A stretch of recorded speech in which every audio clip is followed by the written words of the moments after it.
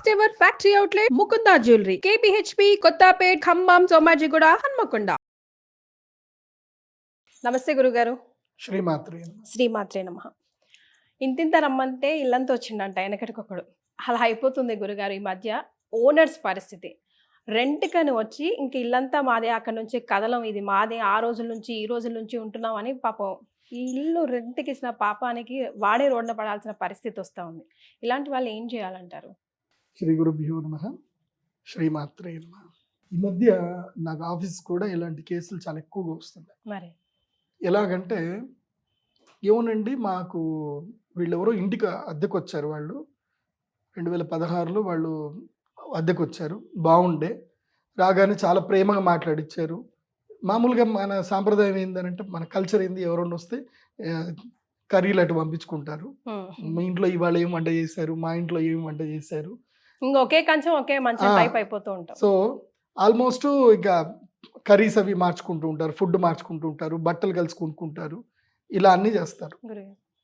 ఇలా కొంతవరకు ఓకే, కానీ అతి చేసుకుంటారు. ఒక కేసులో ఏం జరిగింది అని అంటే, వీళ్ళు ఇంటికి అద్దెకు వచ్చారు, చాలా ప్రేమ కలిసిపోయారు. వాళ్ళ కుటుంబం వీళ్ళ కుటుంబం చాలా ప్రేమ కలిసిపోయారు. తర్వాత మెల్లిమెల్లిగా ఏమైందో తెలీదు, అసలు ఏమైందో తెలీదు.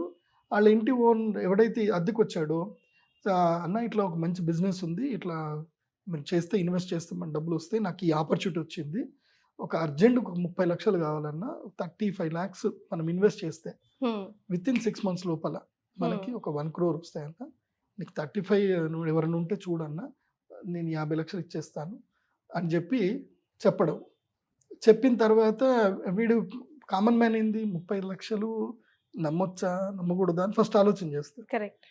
ఇమీడియట్లీ నెక్స్ట్ డేనో ఒక 1 week గ్యాప్ ఇచ్చేసి, అన్న 35 lakhs దొరికినాయి, నువ్వేం ట్రై చేయకు, నాకు ఒక ఫ్రెండ్ హెల్ప్ చేసిండు అని చెప్పి ఆ ఫ్రెండ్ని పరిచయం చేయించడం. ఒక 1 week తర్వాత పరిచయం చేయించిన తర్వాత ఇంకొక 6 months గ్యాప్ ఉంది కదా, ఇప్పటిదాకా ఇట్లా నడిపించేసి 3 months లోపలనే ఆ ఫ్రెండ్కి పిలిపించేసి, బాగా థ్యాంక్స్ అన్న, పార్టీ ఏమైనా కింద ఓనర్ని పిలిచి పార్టీ ఇచ్చేసి, ఎంతన్నా ప్రాఫిట్ వచ్చిందన్న, థ్యాంక్స్ అన్న, 35కి నాకు 70 లక్షలు ఇచ్చినావు అన్న, చాలా థ్యాంక్స్, అసలు 30కి 30 లాభం వచ్చిందంటే 3 నెలల లోపల, మళ్ళీ ఎప్పుడు కావాలంటే చెప్పు బాయ్, నేను డబ్బులు ఇచ్చేస్తా అని చెప్పడము. ఇంకా ఈ పార్టీ మొత్తం వీడినంతా పెట్టేయడం అయిపోయింది. ఇక వీడిగా ఫిక్స్ అయిపోయినా, అమ్మ వచ్చేసినాయి అని చెప్పి.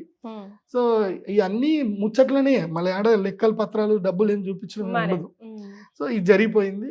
ఇక నెక్స్ట్ అన్న మళ్ళీ వచ్చిందన్న, ఆఫర్ వచ్చేసింది, ఈసారి కూడా కావాలి, ఈసారి 40 lakhs అవసరం ఉన్నాయి, అడ్జస్ట్ అవుతాయి అన్న అని అడుగుతాడు. అరే అప్పటికి వచ్చినాయి కదా, నాకు కూడా వస్తాయి కానీ 40 లక్షలు ఇచ్చేసి. ఇక 40 లక్షలు ఇవ్వగానే మెల్లిగా వీడు అటు ఇటు తిరగడం స్టార్ట్ చేసిండు. ఆ డబ్బులు వచ్చినా నీకు వడ్డీ అయితే ఇస్తాను నేను అని చెప్పి వడ్డీ అయితే ఇస్తున్నాడు. ఇది 2 రూపాయలు వడ్డీ ఇస్తున్నాడు మంచిగానే. వడ్డీ అయితే ఇస్తున్నాడు. 3 నెలలు అయిపోయింది, 4 నెలలు అయిపోయింది. సడన్గా మేమందరం టూర్కి వెళ్తున్నాం అని చెప్పేసి అన్నాడు. ఇంట్లో సామాను ఏం వాల్యూ ఉంటుంది, ఎత్తి కొడితే 1,00,000 రూపాయలు కూడా వాల్యూ ఉండదు ఇంట్లో సామాన్లు. మంచిగా టూర్కి వెళ్ళిపోతున్నాం అని వెళ్ళిపోయినారు. కథం, ఫోన్ స్విచ్ ఆఫ్, మళ్ళీ లేదు. ఇంకా 40 lakhs గంగలో అయిపోయినాయి. 40 లక్షలు అటే వెళ్ళిపోయినాయి.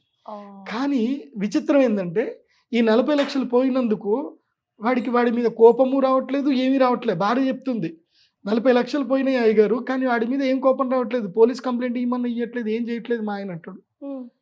ఏమైందో తెలీదు, వీడు కంప్లీట్గా నీరు గారిపోయిండు, అసలు డల్ అయిపోయింది. ఇంకా షాక్ లో ఉన్నాడు. ఒక రకం షాక్ కూడా కాదు, అది మందు పెట్టడమే, మరుగు మందు. అది ఏదో జరుగుతుంది, అదేమో నాకు కూడా 100% తెలుస్తలేదు, కానీ ఏదో జరుగుతుంది. అందుకే నేను ఈ వీడియో చూస్తున్న అందరికీ చెప్తున్నాను, మీరు ఎవరికైనా ఇంటికి అద్దెకిస్తే వాళ్ళు వాళ్ళ ఇంట్లో ఉండని, మీరు మీ ఇంట్లోనే ఉండండి. వాళ్ళ ఇంటికి నుంచి మీకు ఏమన్నా తిండి పంపించినా, ఏది పంపించినా తినకండి. ఏమన్నా బట్టలు పంపించినా తీసుకోకండి. వాళ్ళు వేసుకున్న బట్టలు నా కూతురు వేసుకుంది, మీ కూతురు కూడా ఇచ్చేయండి అని చెప్పేసి ఇట్లా ఏమన్నా బట్టలు షేర్ చేసుకోవడాలు, భోజనాలు షేర్ చేసుకోవడాలు ఎట్టి పరిస్థితుల్లో చేయకండి. బాగా గుర్తుపెట్టుకోండి. ఇది జరిగింది, ఇది ఒకటి కాదు, నా దగ్గరికి దాదాపు ఒక 10-20 కేసులు వచ్చి ఉంటాయి ఇట్లాంటి. ఏం జరుగుతుందో తెలీదు, ఆస్తులు రాసిచ్చేస్తున్నారు. మొన్న మధ్య ఒకటి జరిగింది, ఇట్లాగే అద్దెకున్నాడు, ఎవడో ఇన్కమ్ ట్యాక్స్ అని వచ్చాడు. ఇది ప్రిపేర్డ్గా ఉంటున్నారు అందరు కూడా, బయట సిచ్యువేషన్స్ ని క్రియేట్ చేసేస్తున్నారు, ప్రిపేర్డ్గా ఉంటున్నారు. వీళ్ళు వస్తున్నారు. మొన్న కోడిది ఇట్లాగే జరిగింది, వాడి ఇంట్లో గంజాయి పెట్టుకున్నట్టు, ఇంటికి పోలీసులు వచ్చినట్టు, ఇంట్లో మీరు గంజాయి పెట్టుకున్నారు, రైడ్ అయ్యింది, మిమ్మల్ని కూడా అరెస్ట్ చేస్తున్నాం అని చెప్పడం, తర్వాత అక్కడనే సెటిల్మెంట్ చేయడం, ఇంటి ఓనర్ నుంచి డబ్బులు తీసేసుకొని వెళ్ళిపోవడం, ఇవన్నీ జరుగుతున్నాయి. ఇది ఒకటి మొన్న జరిగింది. మళ్ళీ ఈ మధ్య ఇంకోటి ఏంటంటే ఇది ఏదో చేస్తున్నారండి, ఏం చేస్తున్నారో తెలియట్లేదు. ఇంటి ఓనర్ పిల్లని వాళ్ళు ఏం ట్రాప్ చేస్తారో తెలియదు, ఆమె వాడినే పెళ్లి చేసుకుంటా అని చెప్తుంది. వాడి దగ్గర ఆస్తి లేదు, వీళ్ళు ఇంటికి అద్దెకి వచ్చారు, 3 నెలలు అద్దె కూడా సరిగ్గా గట్ల. ఓకే. ఈ ఇంటి ఓనర్ కూతురు వాడినే పెళ్లి చేసుకుంటానంటుంది. వాళ్ళు వేరే బ్యాచ్, ఇది మన బంగ్లాదేశ్ బ్యాచ్ అనమాట. సో వాడు ఏం చేశాడో తెలీదు. ఈ అమ్మాయి లలితా సహస్రం చదువుతుంది, పూజలు చేసుకుంటుంది, అన్నీ చేసుకుంటుంది. సడన్గా నేను వాడినే పెళ్లి చేసుకుంటా అంటుంది. వాళ్ళ అమ్మ నాన్న తిరుగుతున్నారు, చేస్తున్నారు, ఇవన్నీ చేస్తున్నారు, వినట్లే. మరి ఇప్పుడు మీరు మాటల్లో స్టార్టింగ్ లో మందు పెట్టారు అని అంటున్నారు కదా గురుగారు, మరి దానికి ఏంటి పరిష్కారం? నేను ఒకటి ఏం చెప్తానంటే, పరిష్కారం తర్వాత మాట, ఫస్ట్ తినకండి అని చెప్తా. మీకు అన్నౌన్ ఫ్యాక్టర్లో మీ ఇంటికి అద్దెకు వచ్చిన వాళ్ళు కానీ ఎవరైనా సరే ఏదైనా తినిపిస్తే తినకండి. ఓకే. ఓకే. దాని తర్వాత ఈ మరుగుమందు తీసుకోళ్ళు బోలెడు మంది ఉంటారు. సో నేనైతే దాని జోలికి పోను, నేను మీకు ఇన్స్ట్రక్షన్ మాత్రమే చెప్తున్నాను.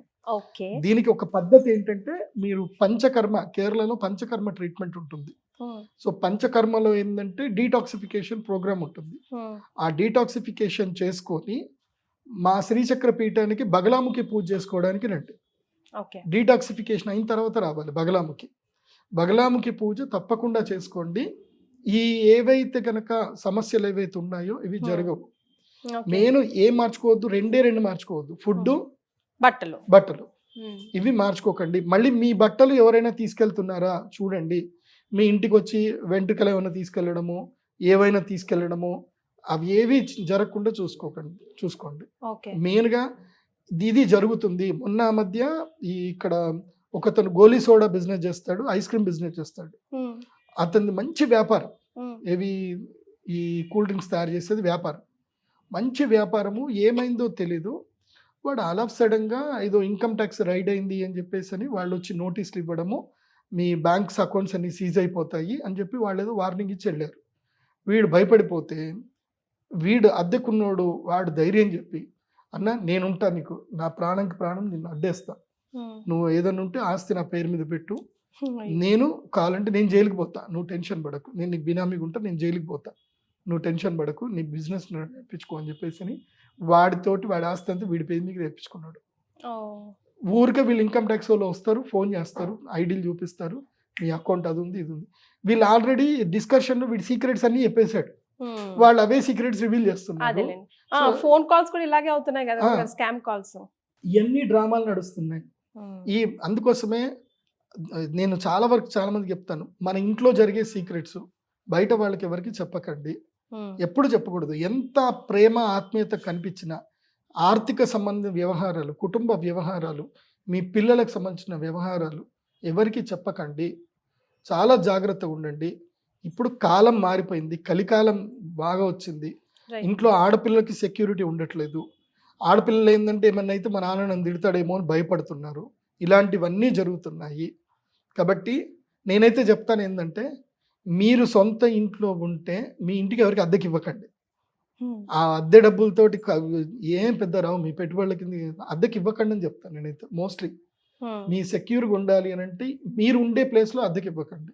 మీరు వేరే ఎక్కడైనా మీ అసెట్స్ ఉన్నాయి, అక్కడ మీరు ఉండట్లేదు, మీ ఇన్వాల్వ్మెంట్ లేదు, జస్ట్ మీకు రెంట్ ఆన్లైన్లో వేసేస్తున్నారు అంటే అట్లా అద్దెకి ఇవ్వండి. కానీ ఇట్లా ఒకళ్ళతో ఇన్వాల్వ్ అయ్యేటప్పుడు మాత్రం అద్దెలు ఇవ్వకండి. ఇస్తే మాత్రం కంపల్సరీ ఇంట్లో సీసీటీవీలు పెట్టుకోండి. ఏవైతే కావాలో ప్రికాషన్స్ అయితే పాటించండి. ఆస్ట్రాలజికల్గా నేను చెప్పే ప్రికాషన్స్ ఏంటంటే మాత్రం, వాళ్ళకి మీ వస్తువులు ఏవి వాళ్ళు తీసుకెళ్లకుండా చూడండి. మీ ఇంట్లో నుంచి మీ యొక్క దుస్తువులు కానీ, మీకు సంబంధించిన ఏ వస్తువులు తీసుకెళ్లకుండా చూడండి.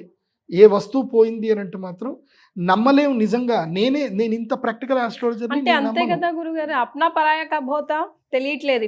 హబీ పరాయాంకో ఘర్మ కూర్చున్నదేనా అంటే ఇంకా ఆలోచించాల్సిందే కదా. సో నేను అబ్జర్వేషన్ ఏంటంటే, మొన్న ఈ మధ్య జరిగితే అమ్మాయి ఎంత స్టాండర్డ్ అంటే మంచి తెలివితేటలు, చాలా స్టాండర్డ్ అమ్మాయి. ఎట్లా పడిపోయింది ఇప్పటికీ అర్థం కావట్లేదు నాకు. ఆ అమ్మాయి నేను నా కళ్ళారా చూస్తూనే పెరిగింది. అమ్మాయి 4 ఏళ్ళ నుంచి లలితా సహస్రం నాతో పాటు చాలా పర్ఫెక్ట్గా అవుతుంది అమ్మాయి. అంత లలితా సహస్రం చదువుతున్న అమ్మాయి మీద కూడా ఎట్లా జరిగింది అనేది నాకు ఇప్పటికీ అంతుపట్టని వ్యవహారం.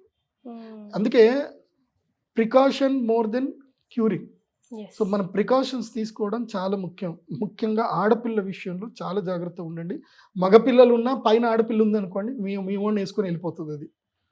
కాబట్టి పైనో కిందనో ఇంట్లోకి మాత్రం వేరే వాళ్ళని రానివ్వకండి. ఆ డబ్బుల గురించి, ఆ చిన్న చిన్న డబ్బుల గురించి కకృతి పడకండి. నేనైతే నా అనుభవపూర్వకంగా 20-30 కేసులు చూశాను. అనుభవం లేని కేసులు కొన్ని వేలు ఉన్నాయి. ఇంకా నా దగ్గరికి రాని కేసులు అయితే వేలు ఉన్నాయి. అంటే నాకు పోలీసులు కూడా నాకు ఫ్రెండ్స్ ఉన్నారు. వాళ్ళు చెప్తా ఉంటే ఇట్లా అవుతుంది గురూజీ, ఐసా ఓరే గురూజీ, ఏది ఎట్లా అవుతారో ఎట్లా పోతుంది అర్థం కాదు గురూజీ అంటారు. అసలు ఎవరికి అర్థం కాదు. క్రైమ్ అంత దారుణంగా పెరిగిపోయింది. కాబట్టి మీరు ఆహారంలోను బట్టల విషయంలో ఈ 2 జాగ్రత్తగా ఉండండి. గురుగారు మరీ గంటపదంగా చెప్తున్నారు కాబట్టి డెఫినెట్గా గ్యారెంటీగా జాగ్రత్తగా ఉండాల్సిందే. ధన్యవాదాలు గురుగారు. శ్రీమాత్రే. శ్రీమాత్రే నమః.